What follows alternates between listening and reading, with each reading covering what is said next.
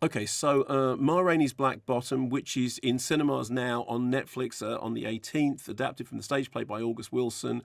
This basically centres on a recording session in which Viola Davis plays Ma Rainey, Mother of the Blues, Ma Rainey.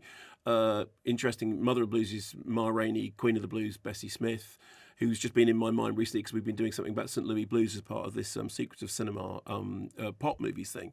So she is late for a recording session in which they are going to record Ma Rainey's Black Bottom, and she doesn't take any truck from the white producers who were trying to basically kind of exploit her and push her around. Meanwhile, Chadwick Boseman, in a role that he completed, and then very sadly he died during post-production, is a trumpet player who dreams of having his own band, dreams of having his own recordings, writes his own songs, and he has a way that he wants to do the song. She, however, is not having any of it. She turns up late. She wants it to be done her way, which involves a young relative of hers turning up, doing it straight, him doing the voiceover intro, despite the fact that he has a stammer and therefore finds it very difficult to do the introduction. And over the course of this very hot, very sweaty session, we basically hear from each of the characters. We hear from her about, her life, and she's this incredibly imposing figure, brilliantly played, I have to say, by Viola Davis. We hear about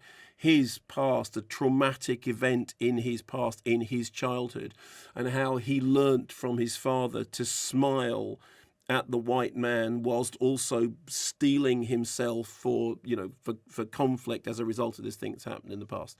And then behind this is all this kind of this story about the way in which black culture, black music is bought and packaged and sold and exploited by white businessmen. The performances are really great, particularly Viola Davis and Chadwick Boseman, both of whom are really dynamite.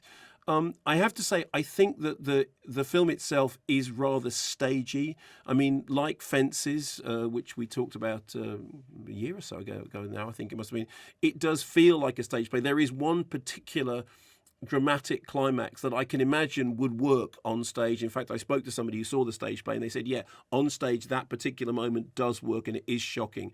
On film, it doesn't. It feels like a contrivance, because one of the things that plays do, this also relates to, if you saw Boys in the Band recently, I saw that on stage. There are things in Boys in the Band that work on stage that when you see them as a film production, TV production, they have a slightly different impact. Theatre and the screen are not the same. We were talking about this earlier on with the kind of Christmas Carol crossover, and again, as we were talking about, Uncle Vanya.